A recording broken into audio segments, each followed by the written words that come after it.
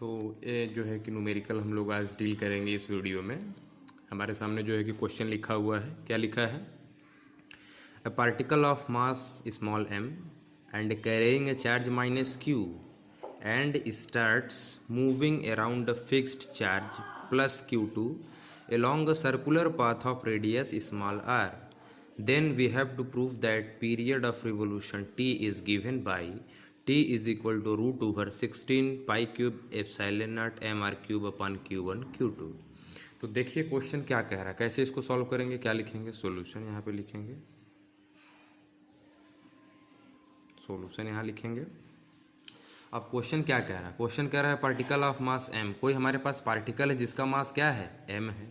तो मान लेते हैं कि हमारे पास यहाँ पे एक पार्टिकल है जिसका मास m है and carrying a charge minus q, और ये चार्ज कितना कैरी कर रहा है? Minus q1। इस पर चार्ज कितना है? Minus q1। फिर उसके बाद ये कह रहे हैं and starts moving around a fixed charge plus q2, यह किसी दूसरे फिक्स्ड चार्ज प्लस q2 के चारों तरफ मूव कर रहा है। किस पाथ में? Along a circular path of radius r, यानी कि ये जो आपका q1 है वो इस तरीके से Q2 के चारों तरफ एक सर्कुलर पाथ में रिवॉल्व कर रहा है, और इस सर्किल का रेडियस कितना है? स्मॉल r है। तब हमें प्रूफ करके दिखाना है कि इस पार्टिकल का, यानी ये जो चार्ज Q1 है, इसका जो टाइम पीरियड है यानी t की वैल्यू क्या होगी? Root over 16 pi cube epsilon naught mr cube upon q1 q2। तो देखिए अब इसको हम लोग प्रूफ करेंगे। कैसे प्रूफ करेंगे, कहाँ से शुरू करेंगे? तो आप देख रहे हैं कि यह चार्ज एक Q1 माइनस में है और दूसरा चार्ज क्या है जो कि सेंटर पे यहाँ पे मौजूद है, यह चार्ज क्या है? प्लस पे है, Q2 है। तो भाई जाहिर सी बात है कि यहाँ चार्ज अपोजिट साइन वाले हैं, यानी कि अनलाइक चार्ज है, तो यहाँ पे क्या होगा? फोर्स ऑफ अट्रैक्शन होगा, यानी कूलम्बियन फोर्स ऑफ अट्रैक्शन यहाँ पर लगेगा। एक कैसा फोर्स लग रहा है? इलेक्ट्रोस्टैटिकल फोर्स लग रहा है। चूँकि आप क्लास 11th में सर्कुलर मोशन में आपको बताया गया होगा कि जब कोई भी पार्टिकल सर्कुलर मोशन में रिवॉल्व करना शुरू करता है, मूव करना शुरू करता है, तो वहाँ पे एक सेंट्रीपिटल फोर्स लगने लगता है जो कि एग्जिस्टिंग फोर्स को क्या करता है? काउंटर बैलेंस करता है। तो यहाँ पे इन दोनों पार्टिकल के बीच में इलेक्ट्रोस्टैटिकल फोर्स लग रहा है, तो हमने इसे रिप्रेजेंट कर दिया Fe से। अब ये पार्टिकल चूँकि कंटिन्यूस एक फिक्स्ड रेडियस वाले सर्कुलर पाथ में रिवॉल्व कर रहा है, तो इसका मतलब ये है कि यह इलेक्ट्रोस्टैटिकल फोर्स सेंट्रीपिटल फोर्स के द्वारा क्या हो रहा है? बैलेंस हो रहा है। तो सेंट्रीपिटल फोर्स को हम रिप्रेजेंट कर दे रहे हैं Fc से, ठीक है। अब देखिए, तो यहाँ पे इलेक्ट्रोस्टैटिकल फोर्स है, तो इलेक्ट्रोस्टैटिकल फोर्स मतलब कोलम्बियन फोर्स। तो कहने का मतलब ये है कि इन दोनों चार्ज के बीच में कितना फोर्स लग रहा है अगर आपसे पूछा जाए तो आप क्या बताएंगे? तो आप यही बताएंगे कि as we know that by Coulombian force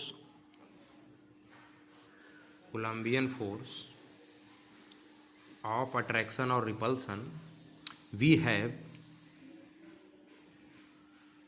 Fe की वैल्यू क्या है भाई? इसे इक्वेशन नंबर 1 हम लोग मान लेते हैं। तो इलेक्ट्रोस्टैटिकल फोर्स की वैल्यू क्या होगी?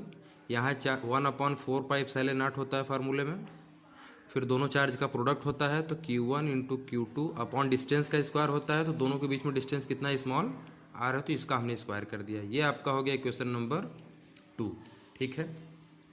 अब चूंकि आपको बताया गया है कि ये जो चार्ज Q1 है ये किस पार्टिकल पे आया है? इस पार्टिकल पर जनरेट हुआ जिसका मास क्या था? स्मॉल m था। जैसा कि आप क्वेश्चन में देख सकते हैं, यहाँ पे आपको क्या लिखा हुआ है?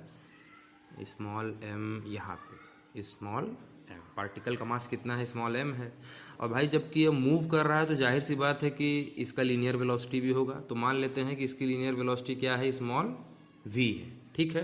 तो आपको बताया गया है क्लास 11th में कि यदि आपके पास कोई एक पार्टिकल हो, उसका मास स्मॉल m हो और वो v वेलोसिटी से मूव करे और जिस सर्कुलर पाथ में रिवॉल्व करे उसका रेडियस अगर स्मॉल r हो, तब उस केस में जो सेंट्रीपिटल फोर्स होता है उसकी वैल्यू क्या होती है?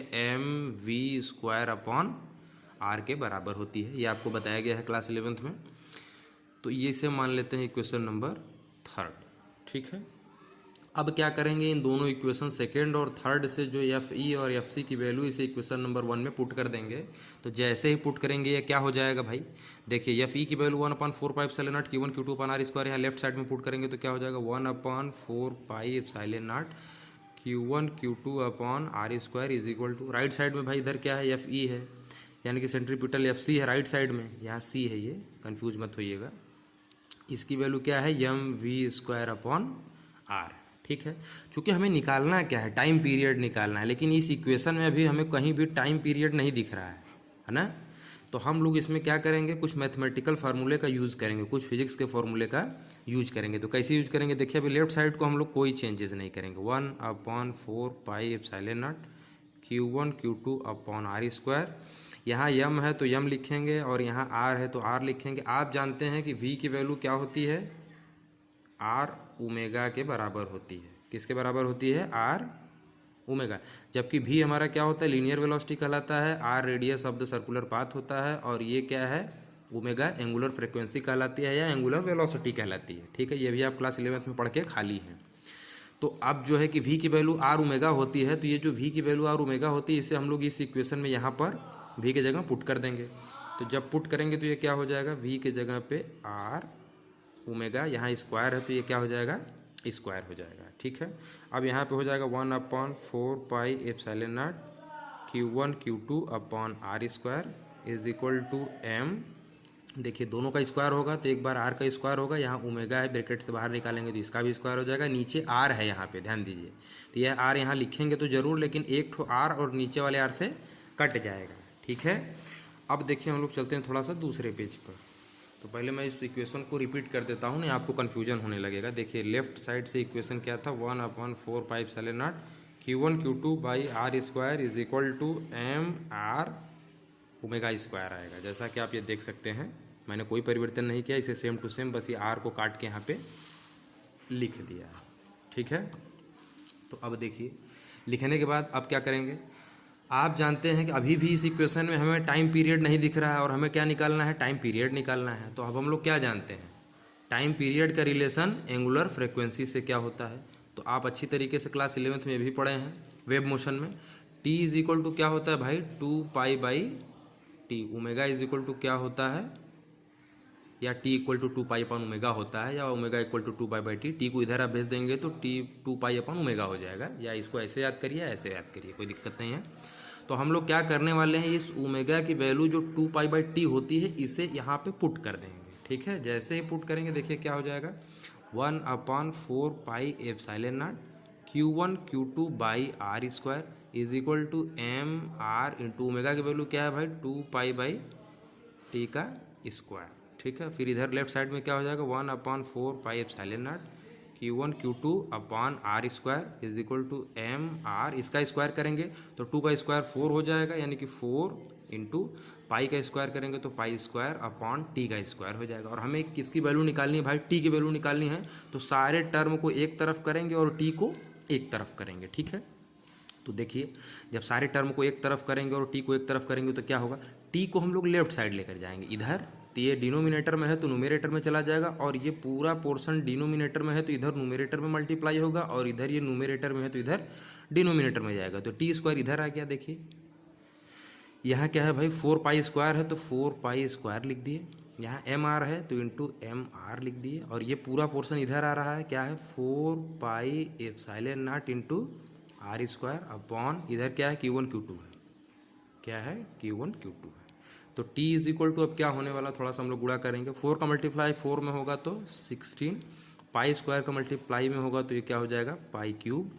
और आप देख लीजिए कुछ है यहाँ पे m है तो m लिख देंगे, और एप्सिलॉन नॉट है तो यहाँ पे क्या लिख देंगे, एप्सिलॉन नॉट, और r का मल्टीप्लाई आर स्क्वायर में होगा तो यहाँ आर क्यूब आएगा, और यहाँ Q1 Q2 है तो यहाँ Q1 Q2 लिख देंगे, और यहाँ टी स्क्वायर था तो यहाँ टी स्क्वायर कर देंगे। On taking square root on both side, on taking square root both side of the above equation we get, क्या मिलेगा हमें, दोनों तरफ स्क्वायर रूट ले लेंगे, ठीक है। तो जब स्क्वायर रूट लेंगे तो यहाँ पे सिंबल ऐसा आ जाएगा और यहाँ पे भी सिंबल ऐसा आ जाएगा। देखिए तो टी स्क्वायर है भाई, तो ये कट जाएगा स्क्वायर स्क्वायर रूट से, तो यहाँ मिल जाएगा टी हमें। राइट साइड में 16 है तो इसको 16 ऐसे ही लिखेंगे, पाई क्यूब लिखते हैं, epsilon naught m r cube upon Q1 Q2, ये हो गया आपका रूट में। तो टाइम पीरियड की वैल्यू हम लोग फाइनली क्या किए, कैलकुलेट कर लिए, और यही हमें प्रूफ करना था। देखिए ये इधर देखिए, T is equal to root over 16 pi cube epsilon naught m r cube upon Q1 Q2, T is equal to 16 pi cube epsilon naught m r cube upon Q1 Q2। तो इस तरीके के क्वेश्चन क्यूरियस क्वेश्चन में आते हैं। अब जैसे Coulomb's law पे मैं आपको नॉर्मली डील करवाऊँ, F is equal to 1/4 pi epsilon naught Q1 Q2 upon R square, तो इस तरीके के क्वेश्चन आप कर सकते हैं। एक क्वेश्चन मैंने और डील किया है। अब हम लोग नेक्स्ट वीडियो में जो है कि दूसरा टॉपिक डील करेंगे, यानी कि थ्योरेटिकल पोर्शन पढ़ेंगे।